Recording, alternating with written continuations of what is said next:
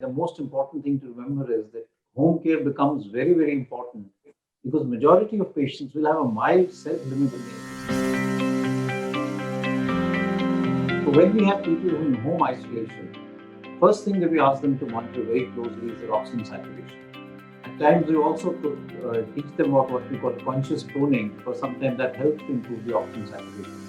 But if your saturation is low and we keep a buffer, so if it's 93 or less, then we become a little bit more cautious and we start monitoring it more closely.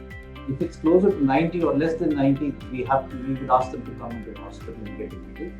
If they have any other symptoms which are atypical in the form of chest pain, not able to breathe, or they're feeling very breathless, or they are having some degree of drowsiness, or the fever has become much higher, that they were having a fever which had come down and on the 7th, 8th day the fever again starts shooting up to 102, 103, then we are a little bit worried, and then also we would like to get them in. The other thing that we really keep in mind when we ask people who are at home isolation to monitor is for comorbidities. Many of these individuals, the diabetes, blood sugar may go up, and that becomes another important thing to keep in mind. And sometimes if you're an elderly person, then your fluid intake and your, let's say, drowsiness or delirium also becomes something that is important to monitor.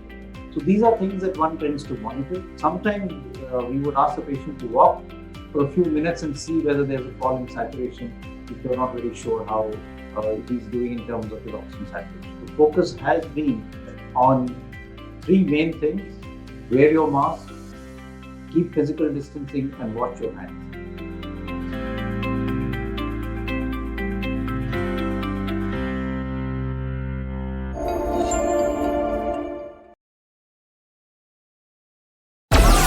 Download Moj.